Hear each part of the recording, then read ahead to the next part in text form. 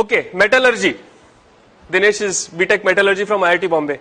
You know, there are these pillars which are rust proof in India. Do you know about them? The most famous one is in front of Qutub Minar. Yes, this is a 1,000-year pillar, 1,000 years old, and even the pollution of Delhi has not touched it. Yeah, it is still not rusting. Yeah, and the other one, this is near Bangalore in Kollur. Yeah, where there is 750 centimeters of rain a year, 6 to 8 months a year, and this has been there for 2,400 years. Yeah, and it is rust proof, no rusting. About the second pillar, what is more interesting is it was not built by any expert. It was built by the tribal, the aboriginals of that area to welcome Adi Shankaracharya when he came to their village. Yeah. So this technology was there, not even with like the learned Brahmins or something like that. It was available to the tribals. Yeah. Then there is this mystery of zinc. You know, India held the sole knowledge of how to remove zinc from zinc ore for 4,000 years. Yeah. Because zinc, it's a very, very interesting thing. Zinc, from the ore, the zinc becomes liquid at 997 degrees Celsius. But that same zinc then vaporizes and becomes gas at 1000 degrees Celsius. So it is only a 3-degree window that you have to pull that zinc out. And it is incredibly difficult. Yeah? You know what we did? It was very interesting. See, usually if you see a furnace, kya hota hai? There is the furnace and then something is coming out and being accumulated. Isn't it? This is the way most distillation is done. Yes or no? You've got the heat from the bottom and something comes out and it is collected. Now, when the heat was coming from the bottom, what would happen? The zinc would become liquid. It would go down or it would just evaporate and go out. Right? So what did these people do? They turned it upside down. They put the heat on the top and they put an ice bath below it, cold. So it would come down, then it would go in the cold, it would solidify and you would get the zinc. Yeah? For 4,000 years we kept this technique secret over here. Yeah? All the zinc in the world was made only by India. Nobody else could make it only. Yeah? Then one Chinese fellow stole it. Yeah? And then one British fellow stole it from the Chinese. There was this guy called William Champion who made the first zinc distillery in Great Britain in the year 1543. Before that, for 4,000 years, if you wanted zinc, you had to come to us. Now, this is a nice shloka in the praise of Lord Krishna. When you look at this shloka, do you think that there is anything special about it? It is like all other shlokas. Oh Krishna, you are great, you are this, you are that. Yes or no? Right? Only thing is there is this thing, there is a protocol called the Katapayadi Sankhya. Okay.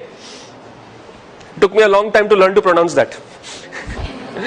Yeah. So there is this Katapayadi Sankhya where they give particular alphabets, particular numbers. So for example, Katapaya is 1 and so on. And then if you substitute these numbers in this shloka, you know what you get? The value of pi correct to 30 decimal places. Yeah. So we knew how to do encryption also.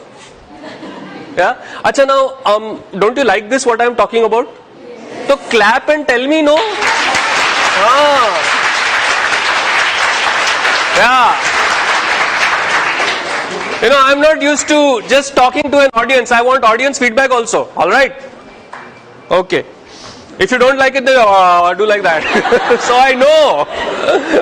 Now recently I had been to Goa, and in Goa there is this place called Vasco da Gama. You have heard of it, right? Now why is Vasco da Gama called Vasco da Gama? Because there was this fellow from Portugal who came and supposedly discovered India. Right? Okay, let me tell you the true story. This story is in Vasco da Gama's own journal, which is there in Lisbon today. Okay. There were two guys who went searching for India. One of them was Christopher Columbus. The other was Vasco da Gama. Okay. Now Christopher Columbus, he went in the opposite direction. From Europe he went up. Okay. And he found America. Only he thought America was India. Okay, that is why the natives of Americans are called Indians. That's where the Indian name comes. Because he thought, मेरे को India मिल गया. Right? So he called those people Indian. He called them Indians actually. Then the other people came and called them red because they were not white. Yes? So that was Christopher Columbus' story.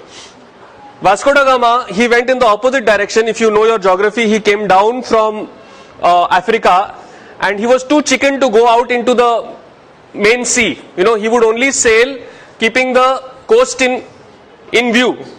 Okay? And he was having the biggest ship available at that time in Europe. Alright? So he came all the way down to the Cape of Good Hope.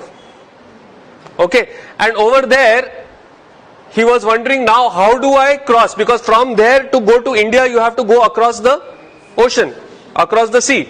Right? Over there he met a Gujarati whose name was Kanha. Okay? He does not mention the surname, possibly Patel. Okay? Yeah? So he met this Kana Bhai who was a trader from India, from Gujarat, who had ships 12 times the size of this ship. 12 times. And remember, Vasco da Gama's ship was the biggest ship in Europe at that time. Okay? He had ships which were trading ships, forget about military ships, trading ships which were 10 to 12 times the size of Vasco da Gama ship, and Vasco da Gama's ship was escorted with 3 ships, like in formation, his ship was in the middle, those 3 of our Indian ships escorted this guy to Goa, to India. Yeah, so maybe we should call Kanha, no? Yes?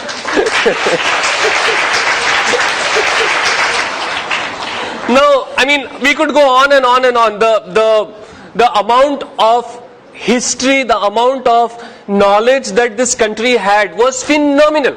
Absolutely phenomenal. Yeah? And what was even more phenomenal was these guys had this knowledge 5, 7, 10,000 years ago. Yes? When Europe was still, using bow and arrow to kill deer, our people were distilling zinc. Yes? Now, how did they have this knowledge? Yes? No, there is only one reason.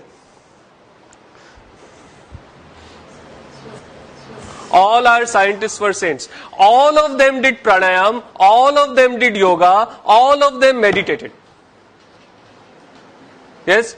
So what happened was, because when you have trained your mind like this, when you have meditated, when you know how to do this, and you have done it for appreciable number of years, then you are no longer limited by physical instruments.